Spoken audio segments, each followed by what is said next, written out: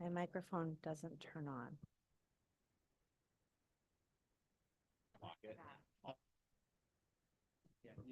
It's on. Oh, yeah, The lights on. perfect. Good evening, everyone. I'm going to call this June 26th Board of Ed meeting to order at 6:30 p.m. Please stand and join us in the Pledge of Allegiance.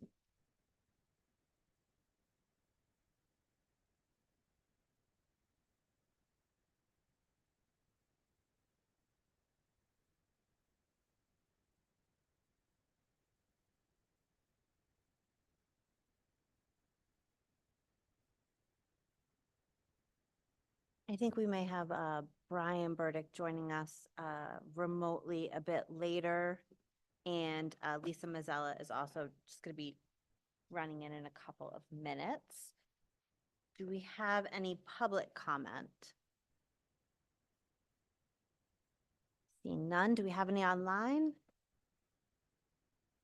None there either. Okay, well, with that, let's move into Ellen Turner and the spring activity presentation, and also Ellen Turner's very last presentation as our athletic director. Hi, Ellen.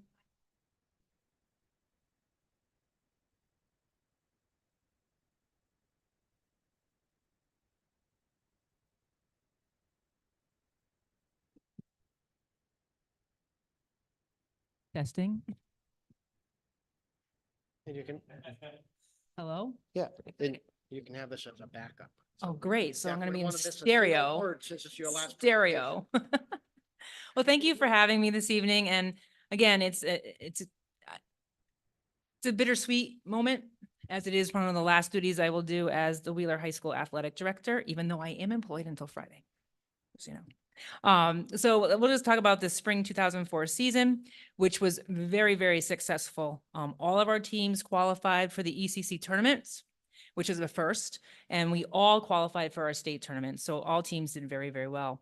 We actually had 2 teams that made it to the quarterfinals of the state tournament, establishing a first for Wheeler in both those sports. Wheeler had 24 first-team All-Stars for the ECC, 3 honorable mention players, and 8 sportsmanship and 8 scholar athletes for our ECC league. For the first time ever, Wheeler had 3 athletes in the same season on 3 different sports that made All-State. So I got to go to the AquaTurf 3 times last week, which was good. It was a great celebration. I'll start off with our very first sport that was our newest one of the year, and that was track. As we had talked, we added indoor track in the winter, and it was such a success that we were able to add outdoor track, and we had 7 boys and 7 girls participating. Due to the fact that we got the schedule late, we had to combine with Griswold, which put us in D3. After this season, we'll be back where we're supposed to be in D4 because they did our schedule already. Unfortunately, we joined late, so we had to kind of jump on with another team to do their schedule, but that has been fixed. So we will definitely be in D4 for next year. As far as track goes, we had all of our kids qualified for the ECCs. We had 1 girl that qualified for the state tournament and the state open. And we had a relay team that also qualified for the state tournament. We had 5 boys make all ECC and 1 girl. So that was pretty good for our first day. We actually introduced hurdles. We did some long jump, some shot put, and some javelin. We didn't stab anybody with the javelin during practice, so that was good. And all in all, they all tried some different sports, which I think we're going to see some more kids joining that in the spring. Girls lacrosse, we had 4 first-team All-Stater, first-team All-ECC members. We had 2 honorable mention and 1 scholar athlete, plus a sportsmanship winner. Girls lacrosse won their first ever Division III tournament. We hung our first banner for girls lacrosse in the gym this spring. And because they did so well, they were the number 2 seed in the ECC tournament. And we were able to play against Fitch, Waterford, and what was the other one? Fitch, Waterford, and East Lyme. All schools that are like 10 times the size of us. But we went out there and we battled. We did well. And then we went into the state tournament and made it to the quarterfinals, which was phenomenal. So again, that's one of our premier sports that is really up and coming. So I'm looking forward to see what they do next year. Golf was another team that did very well. They were undefeated in the regular season at 17-0. They placed second overall in the ECC tournament, and that's with all schools included. East Lyme, Fitch, all the large schools, we finished second. If we had played better on the back nine, we probably would have won. That was the quote from the coach. We did really well in the front nine. We were like winning, and I think we might have saw the scoreboard and then maybe freaked a little bit. But other than that, we did great. And they went on to the state tournament and placed fifth overall in the state for Class S. So they did very, very well. And all 5 of our members were all ECC.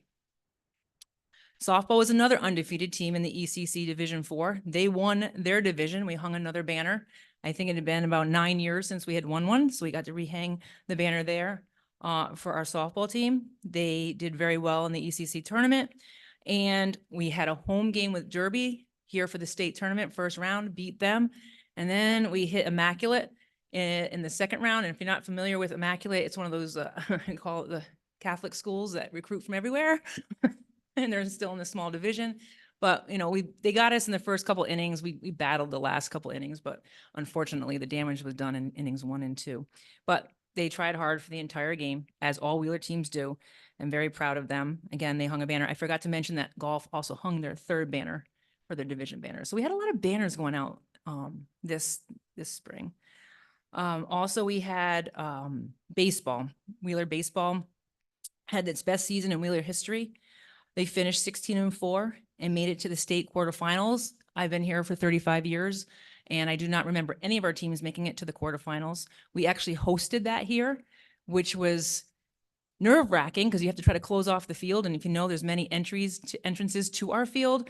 So we were able to get that covered. And there had to be like 300 people here watching that game that afternoon. It was very, very good. We unfortunately came on the short end of that game, but again, it's probably one of the best teams that we've ever had here at Wheeler. I know they wanted to win the whole thing, but I'm very proud that they made it to the quarterfinals for that game. What else do I have? Also, I have our boys lacrosse. We have a boys lacrosse co-op. This year we sent 8 freshmen up.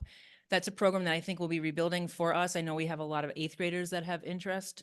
We're going to have to work on, Burn's going to have to work with the St. Bernard AD on that co-op to try to keep it existing. I know there's some talk about us having our own team. I just don't know, with freshmen and sophomores playing at the varsity level, if we're going to be ready for that at that point. We have the money in the budget for a coach. We always have. We've kept it there just on the shot that we would be able to field a team again, but we'll have to look at that moving forward. Again, of our freshmen, I know 3 of them played a lot of varsity, and 2 of them became counted on as starters. So, you know, the freshman kids did very, very well. As far as our middle school sports programs, we were not able to have a softball team. We didn't have enough numbers. We have a lot of 8th graders and 7th grade girls that are playing lacrosse right now. A lot. I went down and watched a couple of their junior league games, and my entire phys ed class was out there, the 8th graders playing lacrosse. So for me, I just want them to play sports. I don't really try to push them into what sport they're going to play. I just want them doing something. So, and those numbers kind of hurt our softball a little bit, but hopefully we can get those numbers up again. Baseball did phenomenal. We made it to the championship in the middle school. After last year struggling a little bit, we did pretty well. I was pretty excited. The boys were learning every day. Had 2 great coaches out there just teaching them the fundamentals of baseball, and, you know, have fun with it, and the winning will take care of itself. And that was a great philosophy for those young men to learn. Go out there, play hard, and the fun will take care of itself. And you could definitely see it as they were playing. They got better and better every game. We made it to the championships. You know, I think that's about everything I have for that, for the seasons. Anybody have any questions? Again, I forgot to tell you this. We had 3 All-States. I told you that. So we had Reese Main make it for softball. And then we had Kyle Kessler for baseball. And we had Sophia Gouveia make it for girls lacrosse. So they were all honored last week up at the AquaTurf. And it was a really, really good time. They were very proud of themselves, as they should be. I know. What a great turn. I know. It started pretty much during our winter seasons. We were starting to realize that Wheeler wins. Wheeler wins. You know, I try to tell everybody we're a small school with a very big heart. And I think when they started to see the support coming from the outside, they started to believe in themselves when they saw other people believing in them. And it was definitely something you saw probably over this last year. And I just hope it continues because we have some decent athletes, we have great kids. They work hard. They work hard. I always tell them, you're not going to play any school smaller than you. You're just not. And so go out there and compete. You know, oh, they're bigger than me. Well, name me a school you play that's not bigger than you. You know, there's only 3 of them, and I don't think we play any of them, but Does anybody have any questions for Ellen? oh, thanks. Have no idea what I'm gonna do, but. But Well, why- Ellen, I think the reason why our kids have the attitude that they have has a lot to do with how you approach it. And you're sort of no nonsense, but very loving attitude with them. So I on hope behalf- so. I do know that some kids are afraid of me. Like, I was afraid to say something to you, Mrs. Turner. I said, it's okay. Just say it. Just say it. I know. I'm sorry. Well, on behalf of the Board of Ed, I wanted to express our deep appreciation for your commitment and dedication to providing North Stonington students the best athletic opportunities possible. Your passion, advocacy, and enthusiasm for Wheeler kids in our schools is truly inspiring. Thank you for giving so much of yourself to our kids for 35 years, Ellen. We You're really welcome. appreciate it. You're welcome. Thank you. Thank you so much. Thank you, Ellen. Thank you, thank you, thank you. And now I transition to Bern Manica. Okay, well now I'm going to call Kim Haggerty up to talk about educator evaluation. Hi, Kim. Hi, how are you? I also have Deanna Scanapienko here, who's chair of our PDEC that really kind of brought all of this work together. Basically, we're here to get an approval for our new teacher evaluation system so that we can kind of hit the ground running next year and have it into the state. So I think, I don't know if Chet, there was a slide there.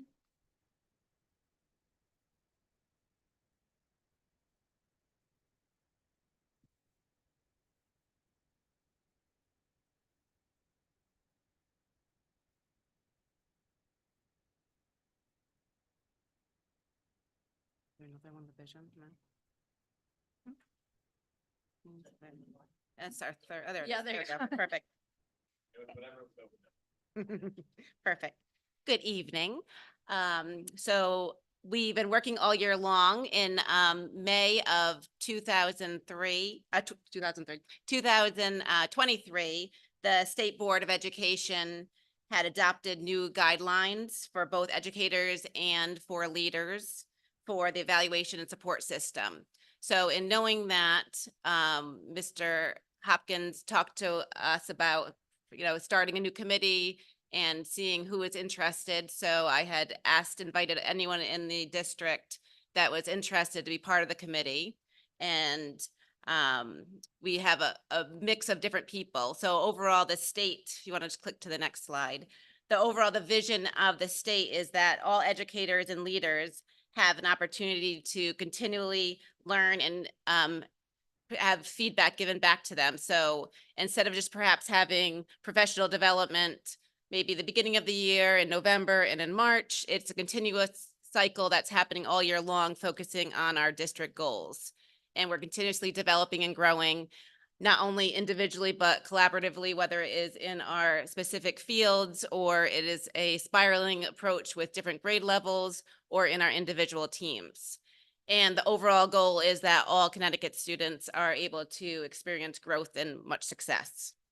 So you can see on the next slide, there is a pretty comprehensive group of people on the committee. So comprised of our superintendent, our building administrators, the director of special services, the director of instruction and learning, a lead teacher, 9 teachers with regular ed, special ed, and also specialists, a school counselor, and 3 program supervisors.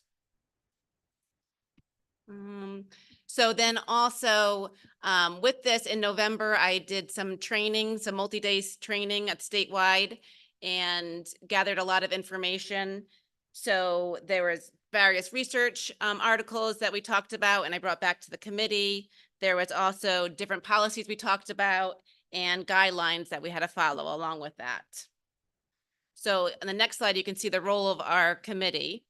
So with this, we brought back a lot of different training. We talked about it. We talked about the guiding principles of what Connecticut has set forth. And some of those were focusing on educators' growth, making sure that we have specific, timely, accurate, actionable feedback that can be given, having meaningful connections to paraprofessional, to professional learning, and that is being able to be done in a multitude of different pathways, and then ultimately connecting to best practices to develop that whole child. So after we looked at that, we took all that information, we made sure it was mutually agreed upon. We revised, we reviewed, we edited the framework that we currently have for both educators and leaders. We surveyed the staff multiple times and make sure that everyone had a say in their, what we were doing for the evaluation system. We made sure we followed the guidelines. We provided input on district professional development. And we were kind of sitting in a point where we were just waiting for the state to come back and give us some more specific guidelines, which were supposed to be done in February, but it was taking longer than expected. So we decided to break up into subcommittees and kind of get started on what we thought would be the best thing for our district.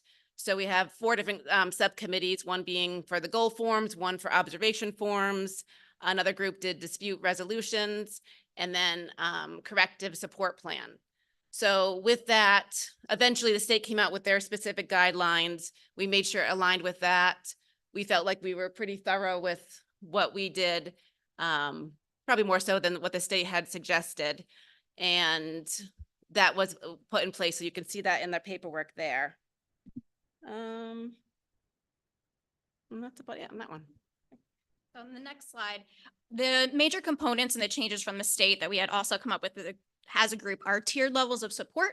So, but you have teachers that, and even evaluators and leaders that have differing levels of experience that might have needs that are quite different from general teachers. So we really had to make sure that what are the supports in place to help people on a continuum. So we're talking more about supporting educators and creating growth over an end product. So previously, educators would be given a score 1, 2, 3, or 4 at the end of the year based on a student learning outcome, based on their achievement of a district goal, based on their achievement of a school goal, based on a observation.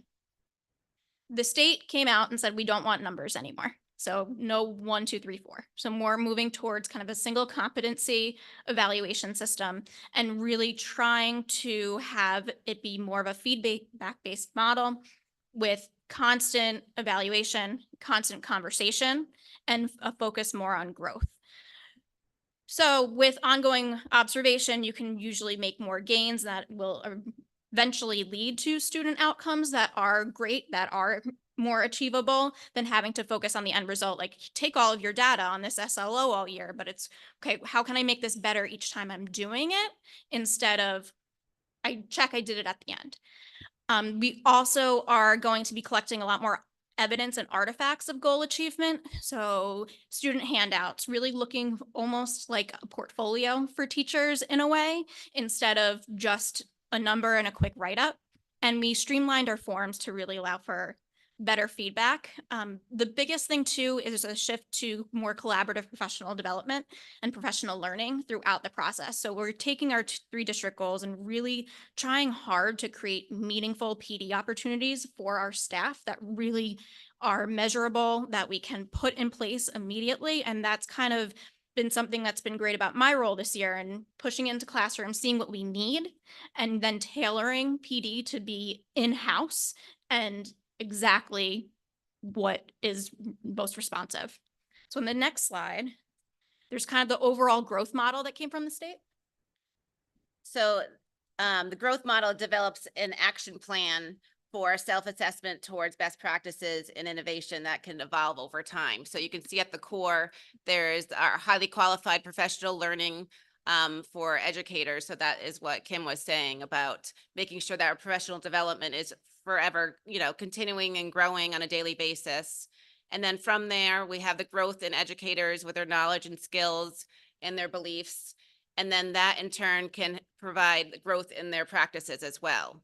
So, and eventually our ultimate goal is to make sure that we have improvements in the students and their learning and their growth and their achievements. And all encompassing at that point too is making sure that we're providing, following the standards for professional learning as well. So, and then on the next slide, you can see this is kind of our system we've been working on, and we're kind of changed a little bit some of the forms and what we're doing. But the year starts off with our goal setting. So that is based on, Mr. Hopkins is going to have like an overall goal that we're going to follow. And then with that, the building principals will follow a goal that also mimics what he's doing. So we're all kind of following the same ultimate goal. And we've been already doing that. I think we're a step ahead of what the state has been asking us to do. So I think we're really definitely in the right direction with that. And then mid-year, just kind of going back and looking at our goals and seeing, are we making growth? Do we need to change anything? Do we need more professional development with anything? And then finally, our end of the year reflection of just looking at our goals and how effective were we? Do we want to do this goal for a second year or a third year? Is it going to be a multi-tier goal based on what is best for the kids? And then all of that all encompasses to having leaders have the site visits as well. So really focusing on their professional practices, their reflections, and their feedback as well. So on the next slide, I'm going to go over a little bit of the goal form and more specifics. So our district goals that you've adopted as a board, we thought needed to really be at the forefront of what teachers are doing in the classroom, what our support staff is doing, what our special services staff is doing, and what our administrators are doing as well. So at the beginning of the year, everyone will reflect on using this form, each district goal. They'll create action steps. How will they show progress, and what are potential challenges? Also, there'll be a school-based goal, so something that might be a little bit more applicable at a different grade level. For example, middle school this year, moving towards interdisciplinary lessons and creating a more middle school friendly approach would be the school goal for a middle school.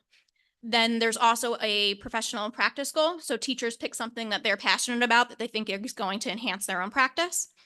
And that all will come together. It'll be reflected on. You'll say, how are we going to do this? We also included a peer observation goal. So now teachers are going to have to get into other classrooms and see what they can take out of it. They'll meet again. Teachers, educators will fill out the paperwork for a mid-year reflection. They'll have a meeting with their evaluator. They'll go over all of this, make sure that we're kind of following certain benchmarks. In addition, at the mid-year, we do evaluate professional responsibilities. So coming to school on time, really making sure that you're fulfilling everything that you should be. After that discussion, we have more time for progress, more check-ins, more observations, and then at the end of the year, kind of coming back to evaluate how this all went. Were you effective, highly effective, or developing? And then you would be moved on that continuum of support for the next year, and appropriate interventions would be put in place. So a key to this whole system is going to be the observation. So whether you're doing a formal observation, which is 30 minutes and there's no pre-conference, or a formal one where there's a pre-conference, a full lesson plan, and it's an entire lesson, there still is the need to have a rubric that mirrors the state CCT rubric for professional education. What we did was take indicators that related to each of the 3 district goals, place them in the rubric, and then whoever the evaluator is will be able to document areas of strength and areas of growth based on the district goal and the CCT, and then come up with overall recommendations, commendations. And even though there's no number rating anymore, we did feel like it was important that along the way, everyone knows how they're doing and where they need to go and where they've been. So there's still that indicator of effectiveness on there. And Troy's forms for our building principles are very similar, except where they have standards for the administrators, and then each of his goals where he documents evidence that he sees in whatever site visit he's doing. So if that's a faculty meeting or professional development experience or a parent meeting, he'll be able to document that and give them feedback at least twice a year.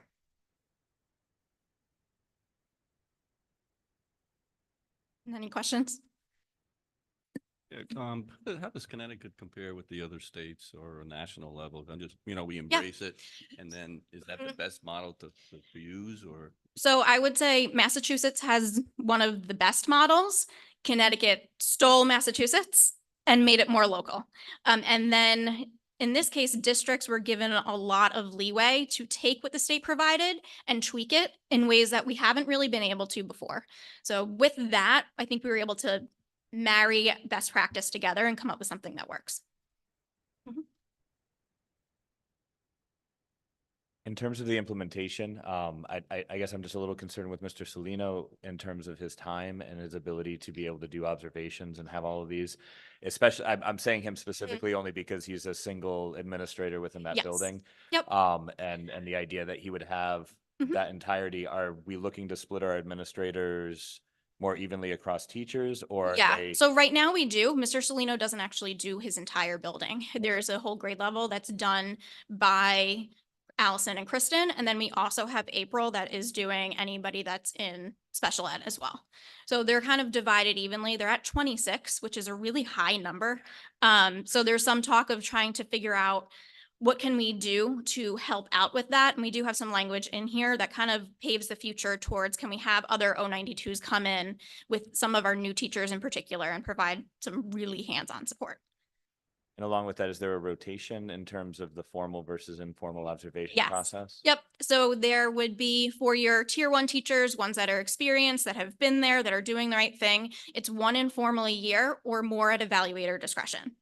And then it goes up from there. So a tier 2 might be someone who had just completed team, maybe is new to the district, but not a new teacher. They would have 2 informals and 1 formal. Thank you. And thank you for doing all of this work. I know that it's endless in terms of the expectations on it. So. Yeah. I just jump in here and just say that, thank you very much, both of you, for coming. And these two professionals showed tremendous leadership throughout. It was a very large committee, many meetings, a lot of opinions and ideas to pull together. And it's really a beautiful product that really is local, like you said, and there's buy-in to it because there are so many teachers and every administrator and teacher leader involved in the process. So I think it's going to be a document that really empowers our work and our goal achievement.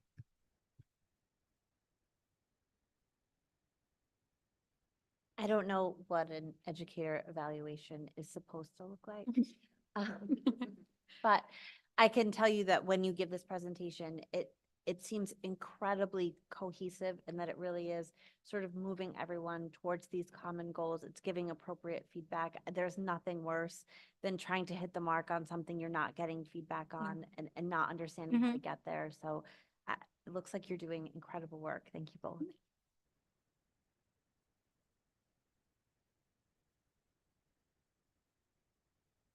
I was just gonna, if other people have more questions, I would, otherwise I was going to make a motion to go ahead and move our PDEC approved, what are we gonna be calling this? Framework for leader, educator, evaluation, and support. Framework for leader and educator, evaluation framework forward. I second. Any discussion? All those in favor? Aye. Opposed? Any abstentions? I see Melissa online. I don't know if I don't know. that's if Melissa Yeah. or Brian. It's Melissa. Okay, sorry. I just wanted to make sure so that if we needed to Covered take a your vote business. off of that, then we We won't make all her right. vote. Okay. Well, congratulations. Thank you both. Thank you. Thank you.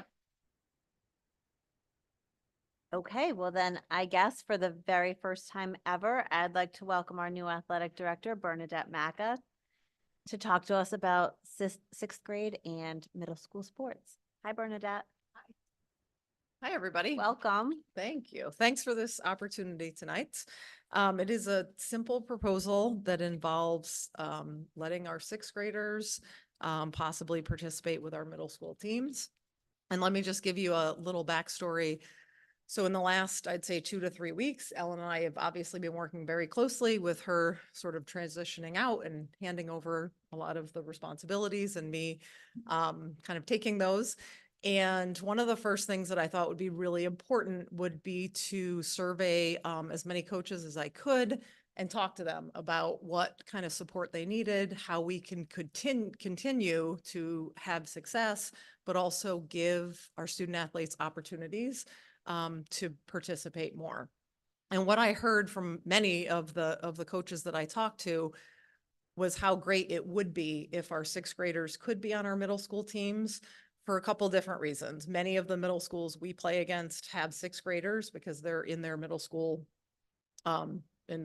populations. And also as a high school head coach, you're really only as good as your feeder programs are, starting obviously with the youth program and then developing further in the middle at the middle school level. So they saw great value in if there was a way to have that happen, if we could try to move that forward. So I brought all that feedback to Kristen, Allison, Rob, and I also talked to Megan Perkins as a PE teacher in the elementary school, a middle school coach. She also does extra athletic opportunities at the elementary school. And she was fully supportive and really helped me look at the details of how logistically we would make it work so that they were not missing any class time, learning time, and their school day wouldn't have to be changed at all. So basically, for all of the reasons, that are in the proposal of, I think in general, we all believe that playing sports is a really good opportunity for kids in terms of social, emotional, physical well-being. And anytime that we can give them another opportunity, we want to try to do that. I think it would also help, obviously, our middle school rosters, in such a small district, even a handful of kids each season, I think would make a big difference. And as Ellen said, there were 2 middle school teams last year or this past year that we weren't able to field a team because of our roster sizes. So that would help. And I think it would socially help the sixth graders with a transition of they would have some, older leaders to look up to as they transitioned and who would later be their peers in the middle school and the high school. So for all those reasons, we put together kind of a simple proposal where the fall and the spring are similar because we're practicing outside. We're limited by daylight and some field space. But basically the sixth graders would come right from dismissal, which is about 3:05, I believe. We would have someone walk them over. They would change and begin the practice. The 7th and 8th graders on the middle school team would essentially be in a structured study hall with a paid staff member from their dismissal at 2:25 until probably 5:03 when they would change and get ready for their practice. It would give them an opportunity to work with teachers, get a little extra help, maybe get their homework done, get any missing assignments done. We could work closely with the staff member, and anyone that had missing assignments would have to do them. So get them done before we go out to practice. So there wouldn't really be, too much of a burden, with the exception of the middle school. The 7th and 8th graders would be, waiting a little bit until their practice time began. In the winter, it's obviously a little more challenging because we're using one gym essentially. But basically we have 2 middle school practice times that's how it's worked in the past. Ellen said it works great. So I think we would stay with that, a 2:30 to 4 time slot, and then a 3:30 to 5 time slot. And the boys and girls teams alternate with those with a shared half hour in the middle where they share the gym. They each get half of the gym. So in that season, the 6th graders would probably miss, if they were in the early slot, they would miss the first 30 minutes, possibly 35 minutes of practice, however many days that week that they had practice, probably about 3 days a week. And then when their practices flipped and they were in the late slot, they wouldn't miss any time at all. So overall, we would definitely have to be flexible, right? And we talked about maybe having Saturday practices instead of one of the weekdays to make sure that you had your whole team and the 6th graders were available. But just being a little bit flexible. I think a 6th grader going to 70% of practices would be better than 0%. You know, and anytime we can have kids interacting with others, having another adult in their life running around, I think it would be a win. So, so that's our proposal.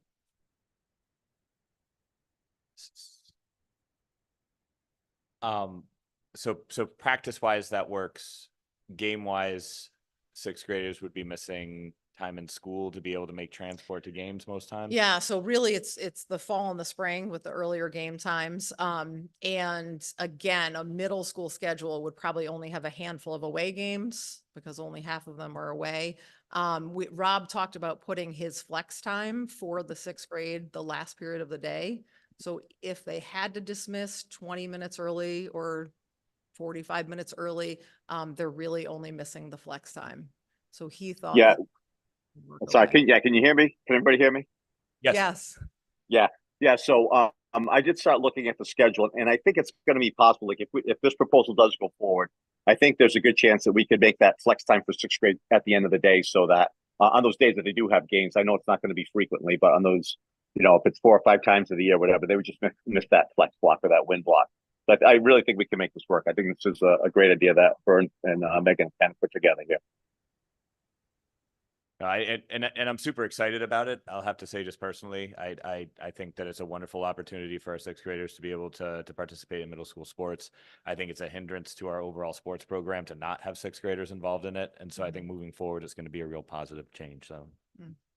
Thank you. The only comment from a historical basis, obviously the sixth graders were part of the middle school at one time. And one of the reasons we brought them back down is from a maturity point of view, get better from an academic point of view. And I do support the sports, but I'm really cautious to make sure that the educational aspect, as far as the classroom stuff, they don't miss a lot of work and all that type of stuff. Right. Has to be followed and closely monitored, because that was the reason why we brought them back down to be Right. part of the elementary school again. So, Okay. as I say, I would support it, but with the caveat of paying attention to that. Right. Sorry. Go ahead. When sixth graders would have the later slot in terms of basketball aspects, that half hour or so that happens in between there, is that, would we have staff members? Yeah, who so that would be similar. They would go pick them up at the school, bring them back, and until the 3:30 time slot, they would be in a structure study classroom. hall Yeah, style thing exactly. as well? Okay. Yep. So I remember the start of this conversation when elementary took sixth grade back. Okay. And there was a lot of debate. And since that time, I have been firmly in the camp that there's no place for sixth graders in middle school sports. And I read this and I said, oh, well, this works. And that was it. This is perfect. I think that it hits all of those things. It's not isolating the sixth graders to make them more different than they are. It's pushing the practice to include them. It's providing middle schoolers with a built-in study hall to make sure they're getting their homework done, which as a parent of middle schoolers, by the time you get them home from practice and you feed them, they're exhausted. And the last thing I want to do is fight about homework. This is wonderful.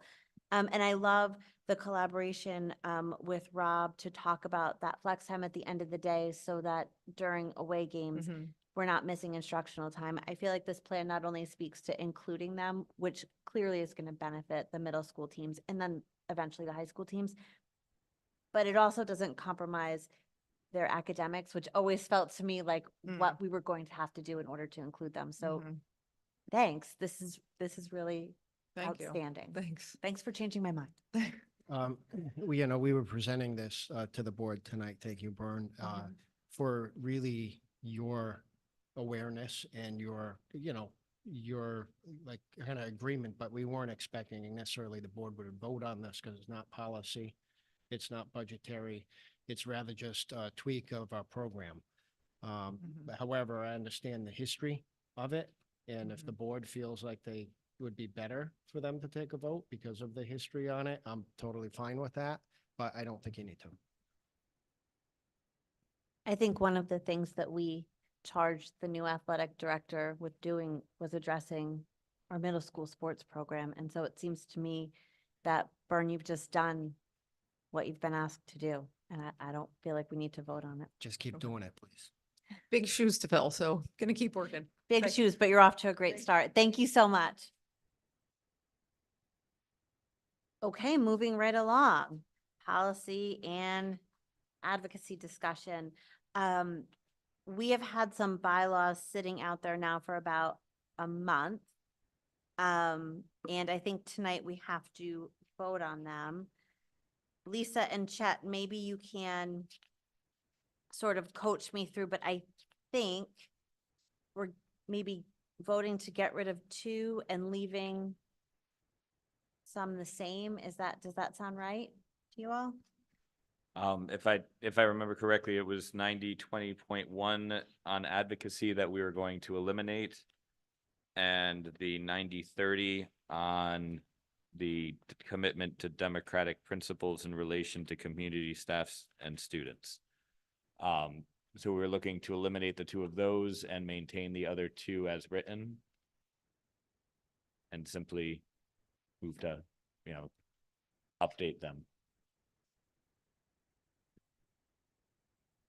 So I have, eliminate 90. 90-20.1 and 90-30.1. Is that what you have? Oh, sorry, at 90-30.1.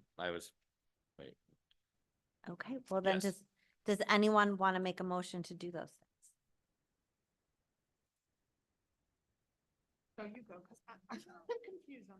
Sorry, it's 20.1 and 30.1. Yeah, I'll make a motion. I'll make, to- oh, Go ahead, no, go ahead, you do it. I'll make a motion to eliminate bylaw 90-20.1 and 90-30.1. I'll second. Any discussion? All those in favor? Aye. Aye. Any opposed? Abstentions? Wonderful. Do I hear any other motions? Oh, I'm sorry. Do we, I believe we decided we didn't need to, right? Because we were gonna wait on, basically, we're gonna put those other 2 into the pile that we would mass approve at the end. Since we don't have to change anything, there's no reason to say Sure. anything about them. We just move past them. Okay, are we good on those then? Yep. Excellent. Okay, moving on to administrative things. Correspondence. Troy, do you have anything? No. Right? I don't either. Anybody else? Just to kind of make sure, unless I missed it, for the old business, we had nothing, right? I don't think. We have 0 for old Okay, business, so yeah. On record, we should say that. Okay. No old business. So we have to approve minutes. I think I'm going to need to take them off of the consent agenda. I think we need to take a look at these separately. Can we talk about May 8th first? Does anyone want to make a motion for the minutes on May 8th? I'll make a motion to approve the May 8th minutes. Second. Any discussion on May 8th? Okay. All those in favor of approving May 8th minutes? Aye. Aye. Opposed? Same. Okay. Does anyone want to make a motion to approve May 22nd? I'll make a motion to approve May 22nd minutes. I'll second. Okay, so the only thing that I saw here is that it seems like maybe the same vote is recorded twice. I couldn't quite understand, so. I think what happened is that it was technically on the agenda twice. And since it was on the agenda twice, because I noticed the same thing, and what it was is that we had actually addressed the non-lapsing process early on as new business, but it was also addressed later and simply stated this was already handled in previous business. And so I think it was just a reiteration because of the fact that the agenda had itemized pieces for it in 2 spots. I think appears confusing to have the same motion appear twice. And I'm not sure that it's necessary, given that we, in reality, only voted once. Does anybody feel differently than that? I think that Chet's right. We voted early on in the meeting after we heard from Susan and Bob. Yeah, there was a presentation Yeah. portion, and then there was a motion that was put on the table after the presentation, but in the agenda, the actual location of non-lapsing procedures was different. Right. And therefore, since there was a secondary piece on the agenda, I'm assuming that's why we ended up with the vote within the actual agenda item as well as on the other one, so. Thanks, Judy. I don't. I don't It care. actually it only appears once. We, Yeah, it only Oh, appeared once. Okay, I don't think we actually voted on it twice. No, we We didn't. voted on, we definitely didn't vote on it Yeah. twice. I just thought that it had appeared under non-lapsing as a separate agenda item. Oh, you know what, Judy? This is the wrong. May 22nd. Do you have that one with you? I have no problem eliminating it. I don't really I care. just don't like the way. I don't think it's a big deal either way. I think that but I think that it was put on there simply because of the fact that Sure. it was voted out of order within our agenda item. Yeah, let's just, is everyone comfortable deleting that second one? Yeah, I have the minutes or the agenda here and I don't see it twice. All right. Lapsing procedures under old business, Yeah. but it Oh, or did it we move was- it up to D? well, no, but what happened was they gave the report and then we voted there instead of voting on. Because we moved 8C to 5D. 5D, yes. Yeah, that at the is beginning of the meeting, we Yeah. moved it. just for the sake of accuracy, I would say to remove the. Yeah, second okay. one. So then, do you want to just say that we'll remove that and then can we continue with our vote as amended? Sure. Any other discussion? Hey, all those in favor? Aye. Opposed? Abstain. Thank you all. All right, on to facilities and finance. I'd like to welcome Kathy Trammell, our new business manager. Thanks so much for joining us, Kathy. I know you've had a really busy transition in. Please feel free if you want to jump in on this conversation. I know you've been working really hard on this stuff. So the only important thing is that you get in front of a microphone so that they can hear you online. So do we want to talk a little bit about end of the year projections? Yeah, I'll start, and if Kathy wants to chime in, she certainly can. So you do have a report, fiscal year 2024 end of year forecast. We believe this is pretty accurate at this point. It shows a balance of $56,427.69. So that's the, Board of Ed budget at the end of the year. We were able to purchase some items at the end of the year to get it down to that, because there was more initially, but they purchased a couple things like Chromebooks and a couple tenor saxophones and little pieces of furniture here and there. But anyway, we got it down to that, which I think is a good number. It's a good number because of some of that, or hopefully a lot of it, or maybe all of it will end up in your non-lapsing fund at some point. But we do have the issue of the next agenda item to deal with before any of that would go, or before all of it would go. So I don't know if you want to ask any questions about the end of the year report, and then we can move on to the next item. Anybody have questions?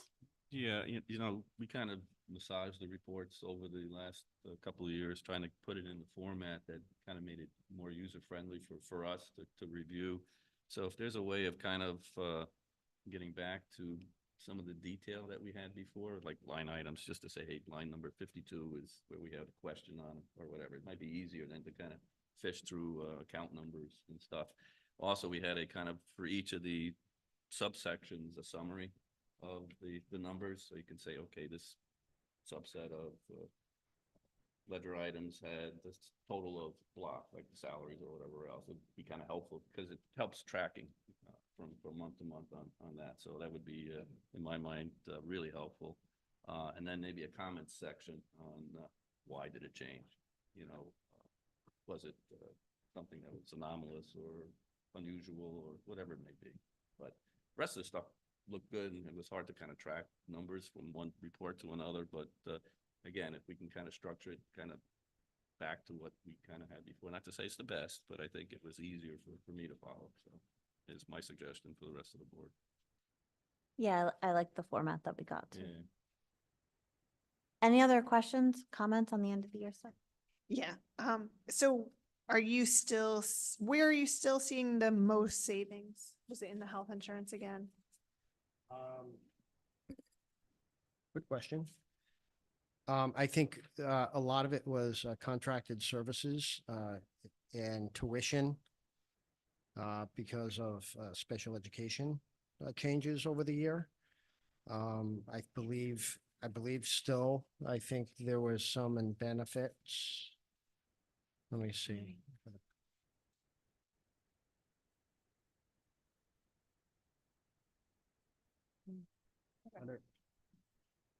Yeah, so a lot, quite a bit in medical insurance. It seems like a significant amount in diesel fuel as well. Yeah, and I think, we had a cold spell, but I think overall, maybe it was a milder winter than we anticipated. No, we don't burn diesel. We have gas. What am I thinking? The buses turned it to diesel. Yeah. Yeah, I mean, there's transportation, we save some, But I didn't go, I'm not prepared to answer that question in detail. No, that was good enough. Thank you. One other question, did we approve a May report? Did anyone remember? No. Thanks for bringing that up. We should talk about that. Yeah. You noticed that, huh, Alex? Yeah. Okay. So, Stephanie and I spoke, about the reports and felt like because we didn't have a earlier June meeting and this June meeting, the only June meeting was so close to July 1st, that we felt like it was more important to just give you the end of the year expenses, because we did spend money in May and June, right? So we didn't do a separate May or June report. We just did the end of the year report because of the timing. And I feel confident that the Board of Finance will sort of get what we did here. That's the only question I have. Board of Finance is okay. I think they'll be okay with it. Troy, is there anything else that you think that needs to be purchased before the end of the year? I don't think so. I don't think anything that would be appropriate to purchase. I mean, we know we may have some expenses coming up for fiscal year 25, but we need to spend fiscal year 25 funds for those things. Okay. So no, the answer is no. All right.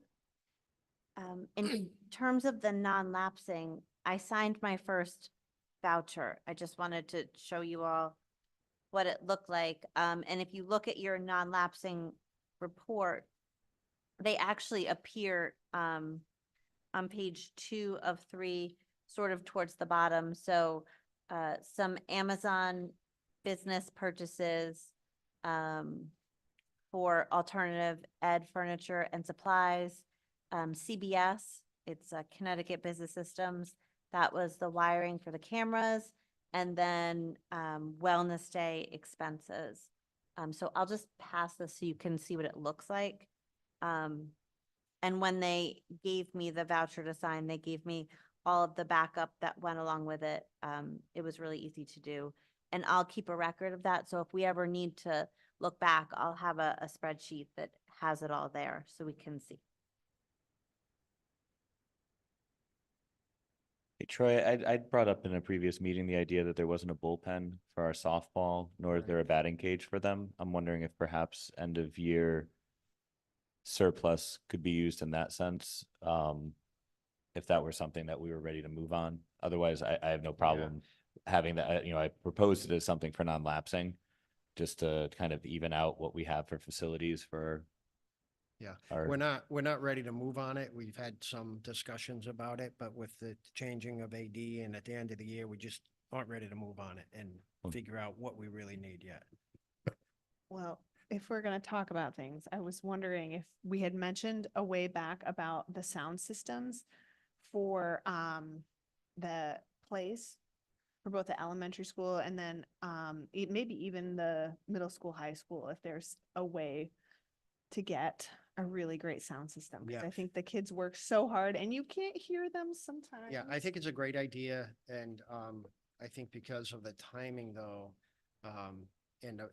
if when we find out the information, then the board's interested in approving non-lapsing expenses at that point, because it could really be one and the same at this point. You know, we need to end the year, and then some of that money will go into your non-lapsing, and then you could spend it once we know what we need for Okay. sound.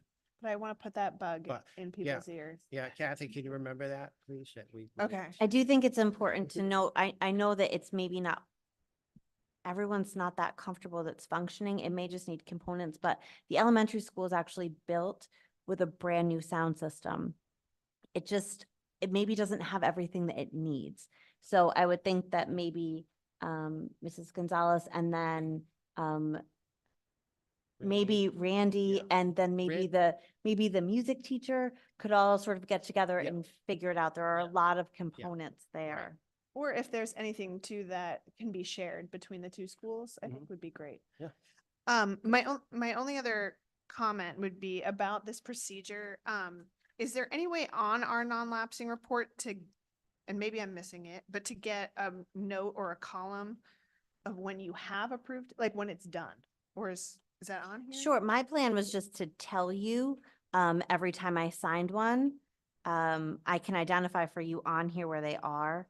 I know you just rattled through them, but I already Sure. forgot. So you don't have to now, but like, I just was wondering if we could like, even put like a check mark or something, just so that we. I'm sure that they can, I mean, you all will know when I sign them. And then I'll go over them anyway, just to make sure that Okay. we're all clear on what happened, but yeah, I'm sure there's a way to like color code or put a little something Anything, next to them. just so that we don't follow back up with being like, oh, did we do this Amazon already? Right. Like, just so we can all kind of keep track of. Right. Yeah, and I like that I not only know that I signed it, but then I could see it here, like that feels good that like things are moving. Okay, thanks.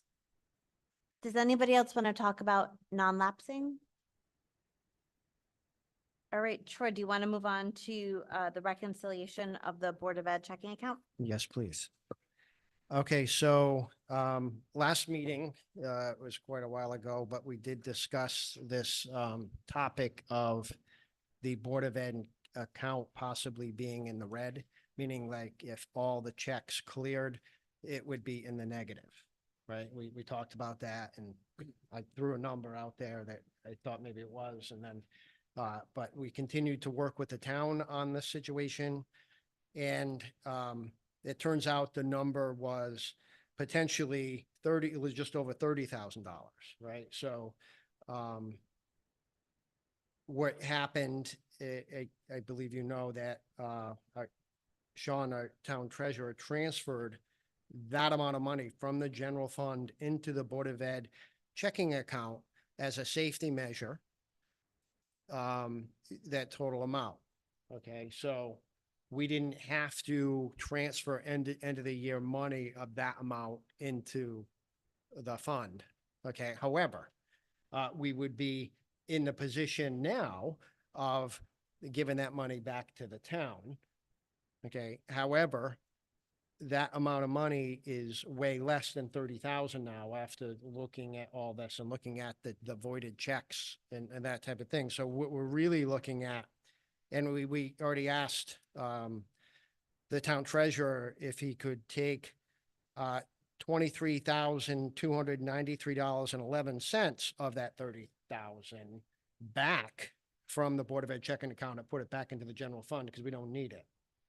Okay, so we would then be asking then to keep for now $6,751.32 of that, just over 30,000 in the Board of Ed checking account, which the treasurer transferred as part of that 30,000 transferred. So just keeping the 67.51 and 32 cents in as a precaution, just to see if any other checks might clear. But know that we believe that most of that, or maybe all of that, will be accounted for once we continue to investigate each of these checks.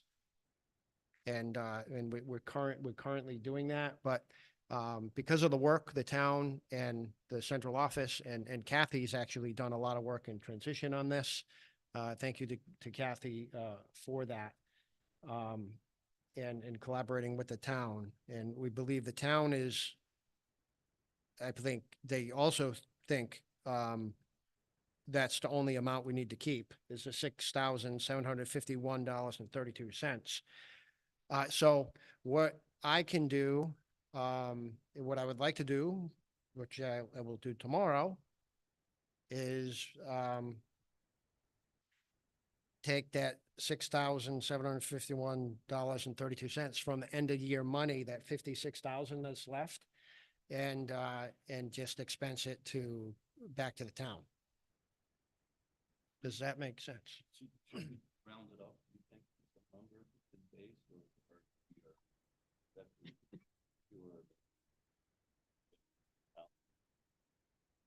So Sean graciously decided to appear. Come on up, Sean. I think that he's probably the best person to answer some of these technical questions. And he's been really, really involved in not only sort of figuring out what's happening, but also some of the solutions. So just a little background. Number one, the money isn't put into the Board of Education checking account until a list of checks are presented for payment. So any one of the checks that we had listed as outstanding should have had the money put into the Board of Ed budget to begin with. This difference in our cash and the balance, the balance in our checking account and the checks that were out didn't happen only this fiscal year. For the last few years, if the auditor has recognized that there was a difference between the town's number for the Board of Ed budget at the end of the year and the Board of Ed's number. And so but it was a very small number. Well, it could be, I think I've heard it a couple of years, either 10,000 or 12,000. These, they were never, it was recognized there was a difference, but the auditor considered it immaterial, otherwise not significant. But there still was those checks out there that had never cleared. Susan on I think it was, let's see, on May 23rd, Susan got the list of what she showed as outstanding from previous years. I calculated at that date what was still outstanding for the current fiscal year, and we came up with that $30,000 difference. Now, after Kathy and Bill have gone through and done research on that list of outstanding ones, as Troy has mentioned, a great majority of it has been found that it could be void, those checks could be void for some reason or another. I think there's still a few that we could also look into and come up with a lower number.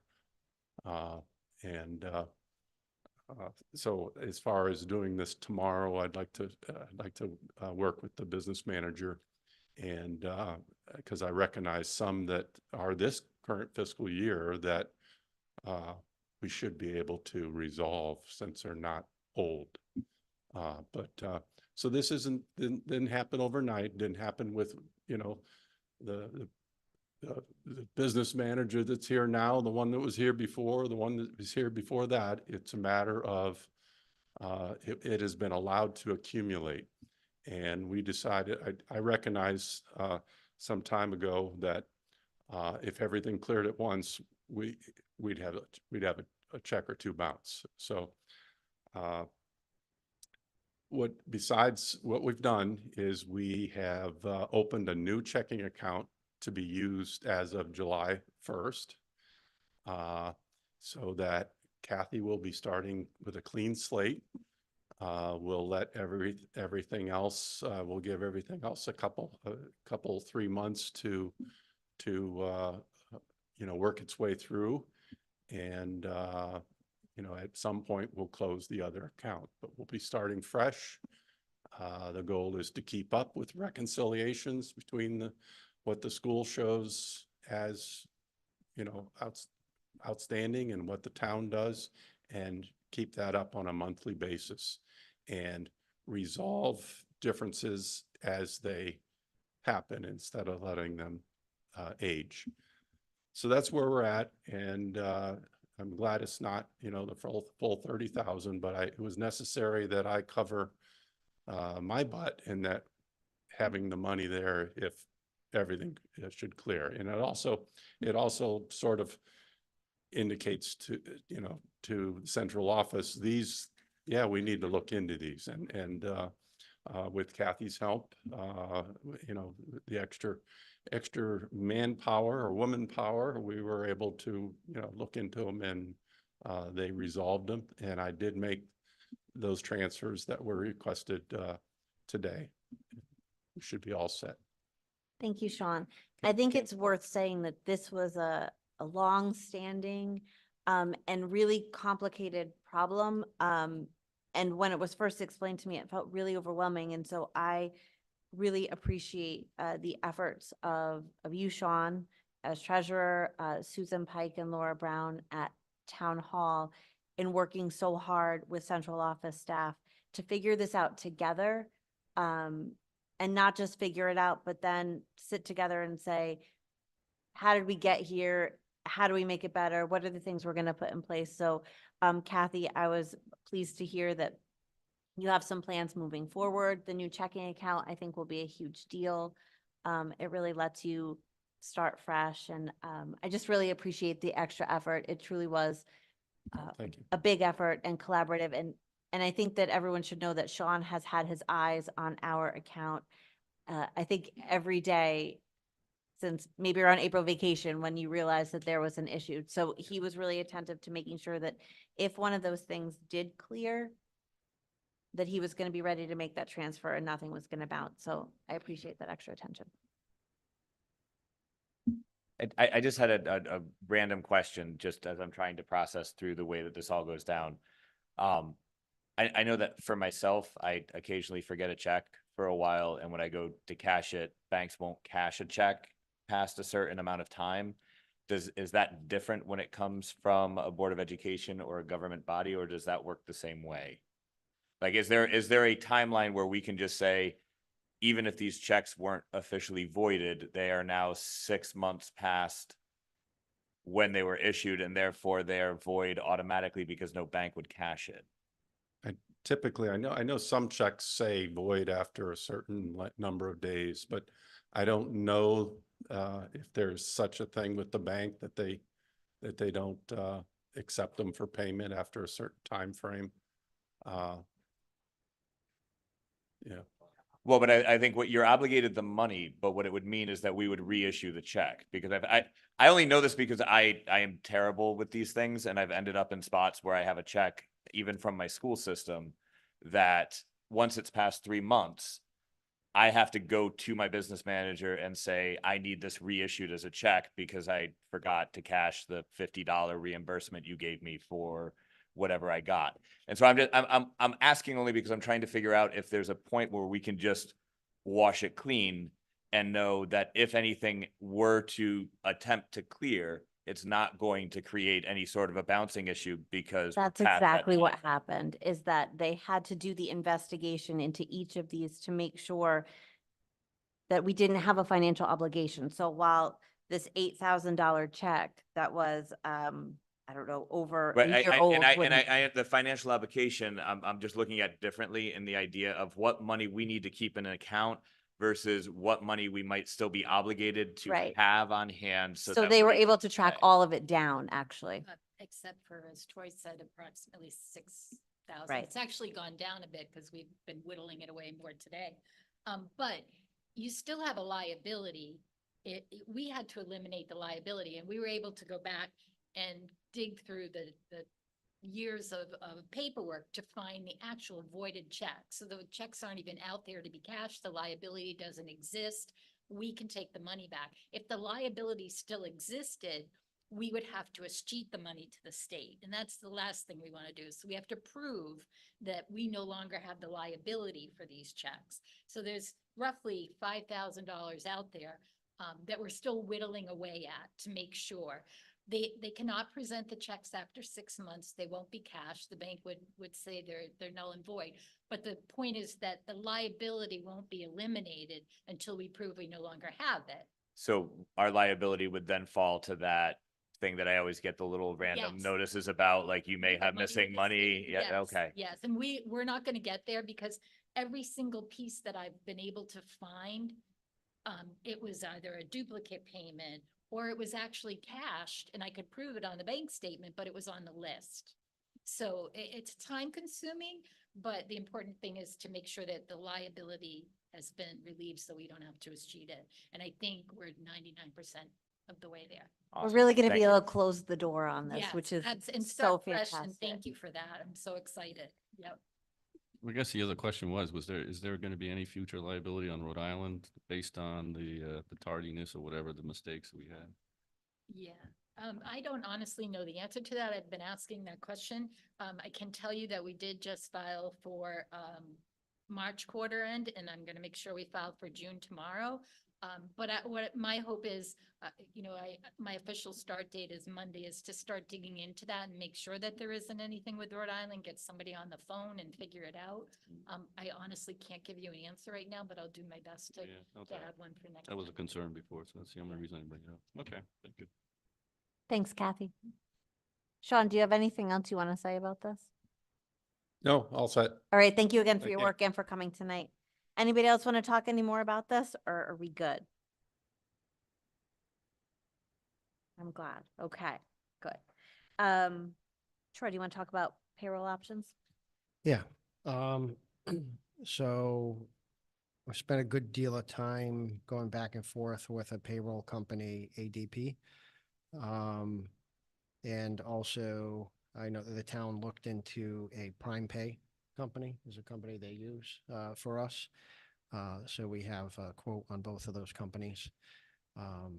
And Kathy was going to be talking to ADP further about an option that they were presenting to us where it would marry with Infinite Visions seamlessly. And if they could do that, then it seems to be a good option. We're concerned a little bit about the timing of when to implement this because of the tax years and all that, but Kathy probably has something to say. Kathy, can you do me a favor? Just grab that microphone and turn it on so everyone can hear you and you're recorded. Thank you. Okay. I have a lot of history with ADP, so I certainly understand how they work, but I don't have a lot of history with Visions. So I want to make sure that, as Troy and I work through who we should go with, that we look at the internal controls that are in place, because right now the option from ADP is to continue with Visions and do a transition of a file every month. And that's great. I just want to know that the person putting the payroll in the system is not the person approving it, that there's a separation of duties. And that's why it's taken us, a little bit more time for Troy and I to look into it, to make sure that we're not just going to ADP or going to Prime Pay or Prime Flex, that we're thinking about the controls that we're going to seek to put in place to make sure that who's ever processing our payroll isn't approving it, so that we know that the safeguards are there. So it's taken, it's going to take us a little bit of time because I'm new at Visions to think through the internal controls, but ideally, to me, that's the most important thing about moving to an outside payroll is the controls, including the payment of taxes like the Rhode Island tax, knowing who's going to make that payment. Because if we stay with Visions and just do a blend with ADP, I want to know they're going to send that payment. So I'm still working through it. And I want to make sure that I give Troy a good recommendation. Sorry, can I just ask for a little bit of history? So what do we currently use? We don't.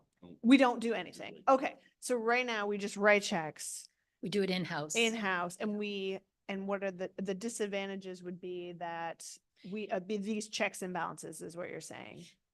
In my opinion, I've only been here a couple of weeks. Yes, because Okay. we've missed payments to the state of Rhode Island. I see, We've missed okay. filings.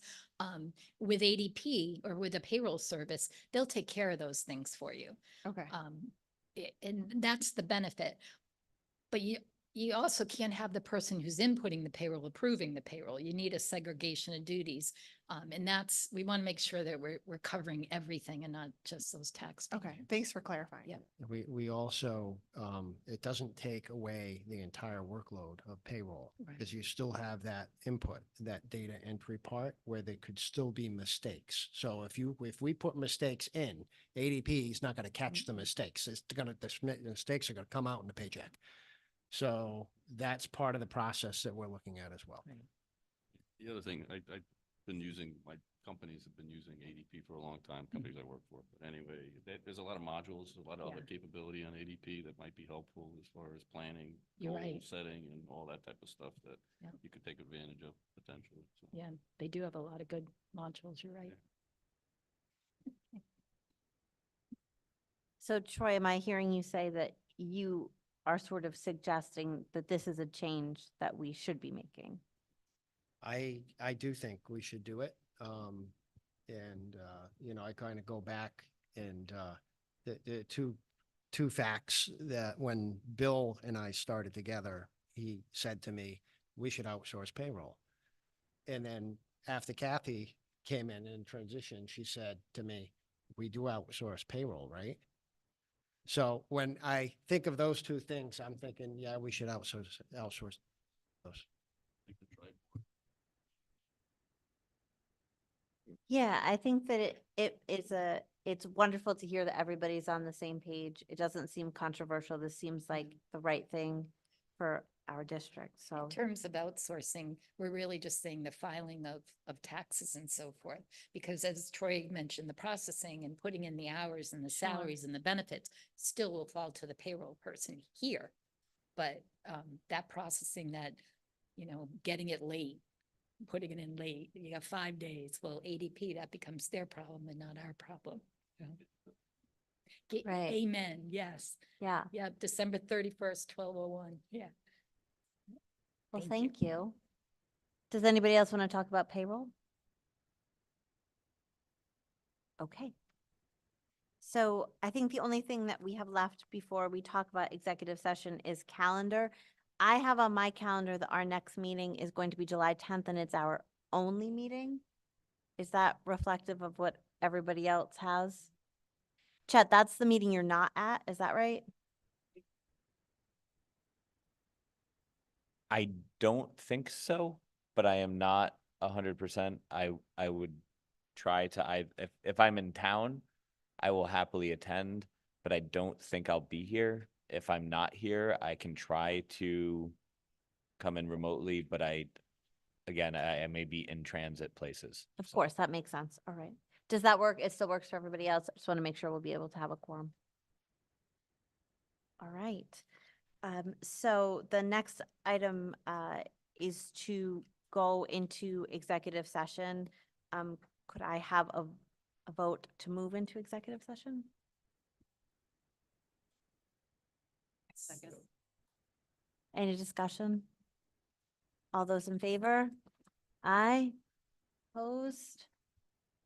Wonderful. So we will, we'll come back out and have public comment and then adjourn when we're done.